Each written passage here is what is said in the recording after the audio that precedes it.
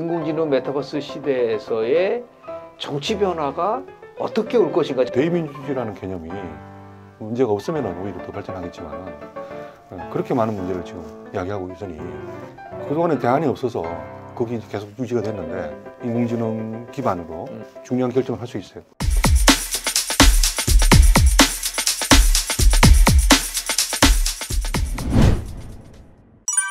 인공지능 메타버스 시대에 우리가 어떻게 생존할 수 있을 것인가에 대해서 우리 안 교수님께서 차차차, 그 이름도 좀 좋아요. 차차차. 차차차. 네. 네. 다 함께 차차차. 다 함께 차차차. 라고 했는데 네.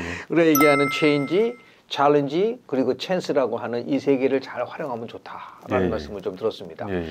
저는 이제 빅데이터 분석을 좀 많이 하는 편인데 그 사회 현상과 관련된 여러 가지 빅데이터 분석도 해보고 이것이 이제 우리 정치 과정이라든지 선거 과정 속에서 어떻게 투영되고 있는가를 많이 봅니다. 여론조사만이 아니라 이제 빅데이터 분석을 많이 하는데요.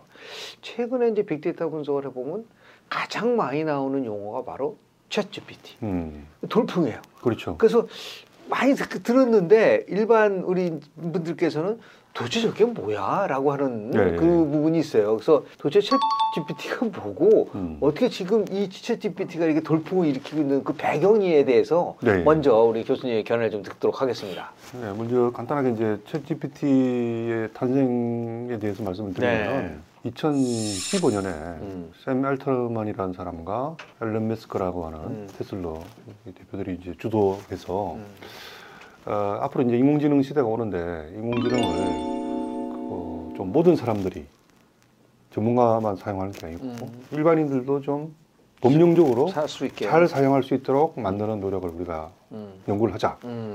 그래서 이제 이름을 그래서 오픈 AI라고 지었습니다. 그래서 개방해서 모든 사람들이 쉽게 인공지능을 사용할 수 있도록 하는 그 인공지능을 만들어 보자. 해서 이제 2015년에 설립을 해가지고 연구를 한 거죠. 엄청난 투자를 이제 주변에서 받아서. 그래서 2015년에 하고 나서 2018년에 이제 첫 번째 아들이 태어나요. 그게 이제 GPT-1 태어났습니다. 그래도 여전히 이제 전문가 위주로 쓰고 있었어요. 그리고 그 다음에 또 GPT-2 두 번째 아들이 또 태어났어요. 이제 물론 이제 계속 발전을 하고 있지만은, 그래도 여전히 이제 적으로 전문가들 위주로만 쓰고 일반인들 잘 몰랐어요. 사용 방법이. 그래서 계속 개선한 거죠. 그러면서 2020년에 GPT-3이 나왔어요. 20년에 2020년에 GPT-3가 나왔어요. 그래서 이제 그래도 조금 많이 이제 완화돼서 이제 전문가면서도 이제 조금 이제 일반적으로 조금씩 하고 있었지만 여전히 이제 보완될 게 많았어요. 일반인들이 쉽게 사용할 때는. 그래서 이제 그걸 이제 계속 보완해가지고 어쨌든 최종적으로 우리나라 날짜로는 2022년 12월 1일 우리나라 날짜로 소위 말하는 GPT 3.5 그것을 이름을 이제 챗 GPT라고 부른 겁니다. 그래서 일반인들이 마치 검색에서 이제 검색창에서 질문하듯이 그리고 이제 자연스럽게 본인이 대화하듯이 물어보고 그리고 그에 대해서 답을 하고 할 수 있도록 해주는 대화형 그리고 생성형 범용 인공지능이 탄생한 겁니다. 그래서 이거는 이제 대화형이라는 것은 자연스럽게 우리가 대화하듯이 이제 물어보고 이제 이렇게 되는 거고, 생성이라는 것은 그 대화에 따라서 적시적으로 가장 최적의 어떤 그 질문에 대한 답이나 내용들을 생성해 나가는 생성할 수 있는 거고요. 그다음에 범용적이란 말은 예전에 우리가 알파고 많이 알잖아요. 그 알파고 같은 경우는 다속만 잘하는 거죠. 근데 범용 인공지능이라는 것은 특정한 분야만 잘하는 것이 아니라 모든 분야를 자기가 끊임없이 학습하면서 다른 걸 다 하는 겁니다. 그래 보니까 챗 GPT라고 했을 때 챗 GPT는 거의 못하는 영역이 없다. 없을 정도로 뭐 코딩도 하고 어떤 뭐 예를 들어서 무슨 시도 쓰고 또 뭐 보고서도 쓰고 작곡도 하고 하다못해 박사학위 논문 정도의 논문도 쓰고 그리고 뭐 우리가 법률적인 지식을 필요하면 얼마든지 법률 자문도 하고 만약에 의료 관련한 또 지식이 필요하면 의료도 하고, 그러니까 이게 모든 분야를 총망라해서 그런 범용 인공지능이 탄생한 거죠. 그러다 보니까 이제 인류가 자연스럽게 자기가 대화하듯이 하고 원하는 대로 바로바로 생성해주고 또 모든 분야를 다 하니 너무나 놀라웠던 거예요. 깜짝 놀란 거죠. 이런 게 가능한 거네. 네. 그러면서 이제 전 인류가 막 동시에 그냥 지금 챗 GPT의 돌풍이 일으킨 거고요. 그다음에 이제 마이크로소프트의 빌 게이츠 같은 경우도 이것은 인터넷에 버금가는 또 다른 차원의 변화죠. 대혁명이죠. 혁명이다. 이제 이렇게 말할 만큼 우리에게는 큰 영향을 이제 미칠 수 있는 거죠. 미국 대통령 선거가 이제 곧 있을 텐데 공화당의 후보는 트럼프가 있었지 않습니까? 다시 선언을 했는데 유력한 대항마가 미국 플로리다 지금 주지사인데 최근에 제가 책을 썼는데 뭐라고 이거 혹시 GPT가 쓴 거 아니야? 라고 할 정도로 전혀 어색이 없고 정말 잘 썼다라고 얘기할 정도로 돼 있었고 그리고 지금 뭐 우리 학교 옛날에 논문을 쓴다든지 글을 쓸 때 되면은 이게 복사했는지 안 했는지 표절을 했는지 안 했는지에 관련돼서 요새는 그 기계를 통해서 나오는데 이제 이게 챗GPT가 되면은 이게 학생이 쓴 건지 아니면 챗GPT를 그렇죠. 한 건지 이거를 어떻게 이걸 가려내야 될지에 대한 아주 그 막막함이 있을 수 있어요. 그러면요. 근데 그거를 어떻게 예를 들어서 좀 나름대로 보완할 수 있는 그런 부분들이 좀 있긴 있나요? 아직까지 초기 단계겠지만. 아니 그게 이제 뭐 이미 이제 개발이 돼서 뭐 일부는 그렇게 그걸 이제 챗GPT가 했는지를 검증하는 그런 프로그램이 이제 있긴 있죠. 100%는 아니고 그냥 뭐 어느 정도는 이제 걸러지는 그런 상황이고. 그런데 챗GPT가 벌써 3.5가 됐다가 3월 15일 날 GPT-4가 나왔어요. 네. 며칠 안 됐습니다. 근데 그 앞으로도 계속 또 그렇죠. 버전이 바뀔 건데 바뀔 때마다 훨씬 더 뭐 단순한 한두 배가 아니라 뭐 10배, 뭐 20배씩 발전을 하거든요. 그러니까 그런 차원으로 발전하기 때문에 우리가 이제 그런 것으로 그것을 검증할 수 있다는 것은 한계가 어르신 있을 것 같고 그거보다 저는 더 중요한 거는 결국은 이 시점에 범용 인공지능, 대화형 생성 범용 인공지능 것이 이제 시작이거든요. 그렇죠. 이때 우리 인류의 마인드가 너무나 중요합니다. 아, 마인드가 지금 마인드뿐만 아니라 여러 가지 노력이 중요해요. 왜냐하면 지금 우리가 이제 잘못하면은 이게 빠지기 시작하면요. 그리고 이제 그 챗GPT를 포함한 인공지능의 엄청난 그 파워와 그 역량. 이거에 대해서 이제 본인들이 이제 잘못하면 매몰돼 갖고 나중에는 누가 주인이냐? 인공지능이 주인이에요.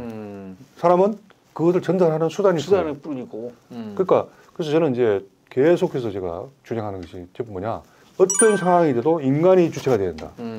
그리고 인공지능은 수단이다. 수단이죠. 그렇죠. 내가 말을 올라타서 인공지능이라는 말을 올라타서 내가 부리는 내가 원하는 곳으로 가는 내가 원하는 자동차를 타서 내가 원하는 곳으로 가는 수단이지 그것이 나의 방향을 좌지우지하고 내가 가야 할 곳을 인도하고 그 산출물을 나는 단줄이 전달하는 이런 사람으로 빠졌을 때는 우리 인류의 미래는 엄청난 재앙이 된다. 오히려 인공지능. 그래서 이 시점에 너무나 중요하기 때문에 내가 그것을 활용하되 그것은 우리가 책을 이제 어떤 논문을 쓰든 보고서를 만들든 하다못해 뭘 해도 책을 참조로 다양하게 보는 것처럼 그것을 오히려 좀 더 쉽고 다양하게 보여주는 하나의 또 다른 차원의 요약된 에센스를 제시해주는 그런 참고 자료로 보고 그걸 가지고 시간을 많이 세이브 됐으니 나의 독창적인 아이디어와 나의 어떤 그 정말 인간이 가지고 있는 좀 더 그 안에 정말 영혼을 담고 자신의 어떤 그 개성을 담고 그렇게 해서 자신만의 어떤 독특한 것을 모든 분야에서 보고서를 만들든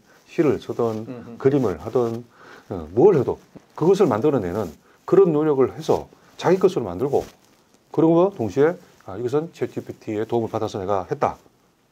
근데 나는 자신 있게 나의 생각이 들어갔기 때문에 그 도움을 받았지만 내가 했다고 말할 수 있는 그렇게 해야지만 우리 인류가 발전하는 거고 그 영역은 아까 인공지능 스스로 말한 것처럼 지금 말씀드린 영역이라는 거예요. 그래서 그렇게 됐을 때 인류는 발전하고 인류가 여전히 미래에도 주인이 되어 있는 상태가 되는 거예요. 그래서 지금 우리가 이제 그걸 뭐 막고 뭐 이런 노력을 하는 그 이상으로 더 그런 어떤 우리 스스로의 주체적인 어떤 의식을 갖지 않은 노력, 또 건강하게 잘 사용하자는 인공지능에 대한 윤리에 대한 어떤 노력.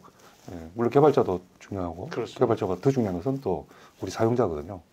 그런 관점에서 우리가 노력해야 되는 너무나 중요한 시점이다. 맞습니다. 진짜 시작이니까. 그런 의미에서 우리 안 교수님이 챗GPT와 관련돼서 어떻게 우리가 사용하고 활용해야 하면서 그 세 가지 영역에서 아마 제가 볼 때는 교육을 준비하고 계신 것 같은데 생활 속의 GPT를 어떻게 활용할 것이냐 또는 경제 활동에서의 GPT, 그리고 더 나아가서 창작 활동에서의 GPT 활용에 대한 부분들을 아주 세부적으로 아마 이제 준비도 하시고 또 그에 대한 강의 또 포럼을 아주 다방면 쪽에서 진행을 하고 있을 것인데 그 생활과 경제와 창작이라는 그 분야 속에서의 GPT 활동의 핵심적인 것이 어떤 것이 있는지 한번 좀 말씀을 좀 해주시죠. 네, 제 책이 이제 챗 GPT-4 인공지능 미래세상이라는 책인데요. 거기에는 70가지 분야별 영역별로의 활용 방안이 이제 실질적인 그 챗 GPT와 GPT-4를 이용해서 구현되는 방법을 이제 알려주는데 이제 뭐 말씀하신 것처럼 이제 몇 가지 이제 예를 들어 생활 속에서 그냥 뭐 어떤 우리 일상생활에서 쓰는 거니까 가장 어떻게 보면 쉽게 쓸 수 있는 게 이제 우리 그래서 교수님이 좋아하시는 음식 만약에 복탕이다. 그러면 복탕을 맛있게 절이는 방법. 그런 레시피를 물어보면은 그리고 또 인류 요리사가 하는 어떤 레시피 방법. 예를 들어서 복요리를 뭐 이런 거를 물어보면은 이제 최적의 어떤 그 아까 말씀 빅데이터 이야기하셨잖아요. 가장 전 세계에서 가장 잘하는 어떤 그 레시피를 뽑아낼 수 있는 거예요. 그것도 빠른 속도로. 네, 바로 그냥 누리자마자 그냥 1초도 안 걸려서 제시해 줍니다. 워낙 지금 점점 속도 빨라지니까 또 데이터 또 분석 또 전 세계 데이터를 가지고 이런 움직이는 거거든요. 네, 그래서 그런 일상생활에서 필요한 거, 또 안전에 관련한 거, 어떤 것들도 우리가 일상생활에서 우리가 그렇죠. 필요할 때 바로바로 활용할 수도 있고 응용할 수 있는 그런 생활 영역이 있는 부분이고, 그리고 이제 또 경제라든지 비즈니스 차원에서 여러 가지 필요하잖아요. 그래서 뭐 내가 이제 채권금 받았는데 이걸 어떻게 내가 자산 투자하면 좋을까?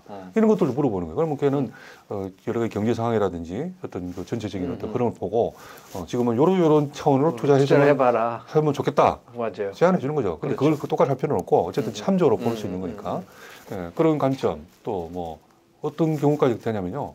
여기서 내가 새로운 이제 뭔가 좀 일을 하고 창업을 하고 싶어.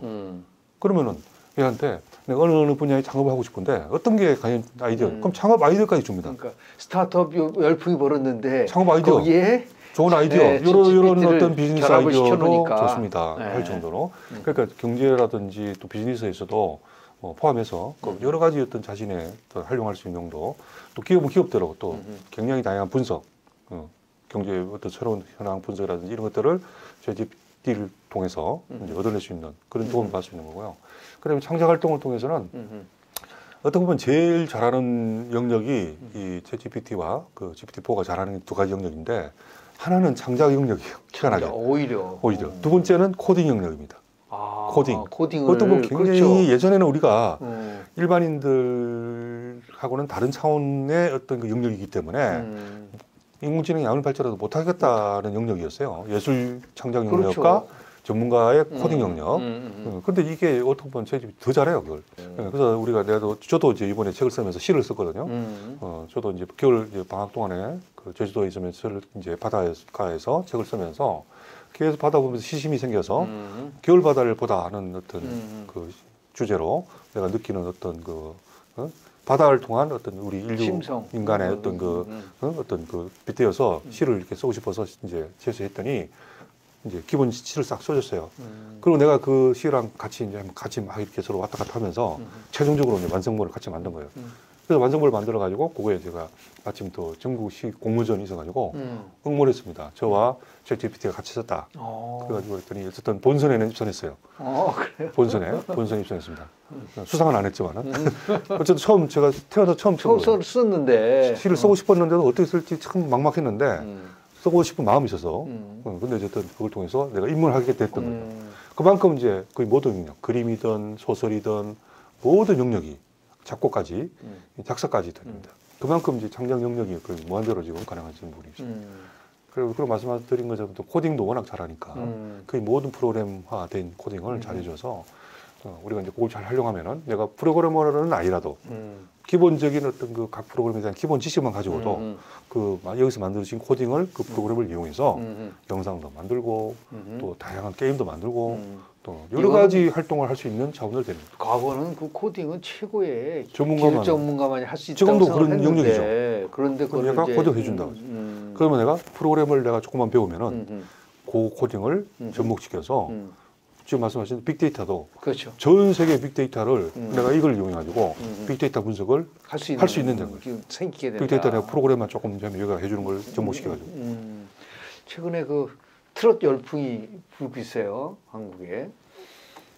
그런데 이제 이런 시도 예를 들어서 대한민국 국민들이 가장 사랑하는 그러한 그 대중가요의 가사, 이 감성을 어떻게 이 자극을 하냐라는 것도 챗GPT 이용하면 너무 쉽게 나올 것 같아요. 네가 한번 작사 한번 해봐라 라고 힘금 올려주는, 예를 들어서 사랑해 가는 거라든지 뭐 실현해 가는 거라든지 등등 뭐 도전해 가는 것들 쓰면은, 근데 그게 거의 가능할 정도. 그러니까 작곡하시는 분도 뭐 기본이 하지만 충분하게 이제 그 참조할 수 있는 그런 시대가 오니까. 되죠. 처음에 우리 인터넷이 나왔을 때 인터넷이 뭐야 막 그랬었잖아요. 그거 잘 하려고 하는 사람이 결국은 지금 세상을 리드하고 있잖아요. 그렇습니다. 그래서 아마 이제 저 웹 3.0 시대 인터넷에서의 독점 플랫폼 기업들이 나름대로 지금 굉장히 위력을 발휘하지만, 이게 또 어떠한 형태로, 특히 챗GPT라고 하는 새로운 기술, 이게 인공지능의 기술이, 메타버스 기술이 어디까지 발전해 나가냐, 거기에 빨리 적응하는 사람들이 승리할 수 있는 부분들이 분명히 있을 거라는 말씀을 좀 드리면서, 하나 궁금한 게 하나 있어요. 왜냐하면 우리 기술혁명이 가장 늦게 도입되고, 그리고 거기에 어떻게 보면은 좀 뒤처진 분야 딱 하나입니다. 정치입니다. 그렇죠. 그렇지 않나요?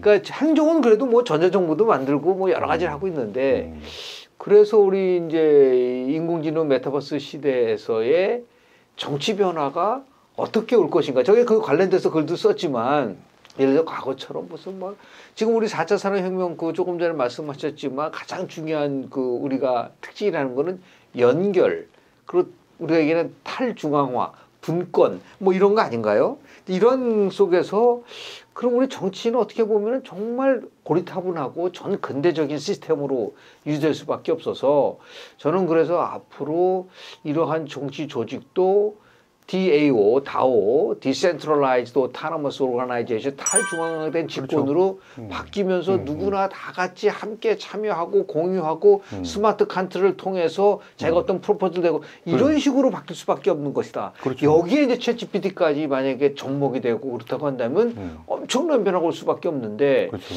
교수님이 생각하실 때 이런 인공지능, 메타버스 그리고 챗GPT 시대에서의 정치가 어떤 형태로 변할 수 있고 또 어떻게 변화돼야 되나 생각하시는지 좀 말씀 좀 해주시죠. 네, 거의 모든 나라가 어떤 의미에서는 제일 그 낙후되고 또 갈등을 오히려 만들고 있는 그 그룹이 정치 그룹이죠. 그렇죠. 그 모든 나라, 우리나라도 그렇고 뿐만 아니라 전 세계가 다 그렇습니다. 결국은 이제 현재 정치 체제는 말씀하신 것처럼 대의민주주의라고 하는 이름으로 간접민주주의 체제를 하다 보니까 예전에는 뭐 모든 사람이 정치에 참여하기에는 물리적으로 한계가 있다. 그렇게 해서 이제 그 중에 대표자를 뽑아서 대표자가 결국은 이제 우리를 대신해서 모든 걸 결정하는 그런 어떤 상황이 됐다가, 근데 말씀하신 것처럼 이제 서서히 오히려 부작용이 더 많았다는 걸 너무나 지금 느끼고 있는 거죠. 그동안에 대안이 없어서 거기 계속 유지가 됐는데, 이제는 이제 말씀하신 것처럼 인공지능 기반으로 거기에 블록체인이라든지 여러 가지 어떤 기술이 이제 접목이 되면서 전 국민이 오히려 어떤 현안에 대해서 직접 투표도 동시에 하고. 뭐 얼마든지 보안은 유지되면서 그렇습니다. 또 인공지능을 활용해서 굉장히 저렴하게 또 적시적으로 중요한 결정을 할 수 있어요. 그게 이제 결국 인공지능이라는 것 자체를 활용하는 거죠. 그러면은 굳이 뭐 대의민주주의라는 개념이 문제가 없으면은 오히려 더 발전하겠지만은, 그렇게 많은 문제를 지금 이야기하고 있으니 그것을 다시 극복하고자 하는 노력이 지금 이제 조금씩 계속 생기는 거예요. 그러다 보니까 국민들도 청원하자, 법도 청원하고, 그죠? 그리고 뭐 여러 가지 정책도 청원하고, 이제 그런 것도 이제 그나마 예전보다 많이 들어가 있잖아요. 그다음에 이제 앞으로 점점 이제 그게 확산되고 또 인공지능이 지금 말씀하신 것처럼 더 발전하고 또 기본적인 그 블록체인이라든지 이런 걸 기술 통해서 안정적으로 국민의 뜻이 종합적으로 이제 대변되면은 어느 순간 되면은 이제 오히려 이게 왜 필요하나? 그야말로 그래서 점점 이렇게 직접 민주주의로 가는 방향이 오히려 우리 전체 인류의 어떤 방향성에 봤을 때는 맞다. 그리고 이제 그렇게 가는 노력을 하는데 절대적으로 그걸 막으려 하는 것은 결국은 이제 현재의 정치인들은 막으려 하겠죠. 근데 이제 좀 재밌는 어떤 그 연구 결과도 많이 나왔거든요. 뭐 2021년에 이제 스페인의 아이 대학에서 이제 유럽 전체 시민들을 대상으로 인공지능이 오히려 정책을 결정하는 것이 현재 정치인보다 낫다고 생각하느냐, 그렇지 않다고 생각하느냐에 대한 어떤 조사를 했는데, 어쨌든 유럽 전체는 51%, 이제 이제 연구를 했던 스페인은 66%가 인공지능이 오히려 현재 정치인들 하는 것보다 배가 낫다. 인공지능이 어떤 정책을 기본적으로 이제 제안하는 거를 의뢰하고 또 거기에 대해서 국민들이 결정하는 거. 그래서 그만큼 어떻게 보면 이제 현재 정치에 대한 불만이 많다 보니, 네, 맞아요. 자꾸만 이제 직접 민주주의 정책을 하는 거니까. 그래서 현재 정치인들이 살아남으려면은 어떻게 보면 저는 이제 세 가지가 중요하다는 거예요. 다시 말씀드리지만 첫 번째는 어쨌든 미래를 읽어야 된다. 미래를 읽고 국민들이 과거로 자꾸만 지향하지 아니라 그렇죠. 미래지향적인 어떤 방향을 제시해서 국민들에게 정말 우리가 미래에 무엇을 해야 되는지 그에 대한 어떤 미래 리더십을 가져야 된다. 그다음 두 번째는 국민들에게 존경받을 수 있는 그런 사람으로 바뀌어야 된다. 그러니까 도덕적인 나름의 윤리와 도덕적 본인 스스로도 예. 그래야지 국민들이가 그래 대민주의 해도 있음으로써 우리가 더 도움이 돼 이렇게 돼야 되는 거예요. 그래서 그런 차원으로 우리가 발전을 바뀌어야 되는 그런 상황이 있다. 그리고 이제 세 번째는 어떤 면에서는 이제 새로운 어떤 것들을 수용할 수 있는 포용, 변화를 막 본인 스스로가 지금 전혀 변화를 안 하고 있잖아요.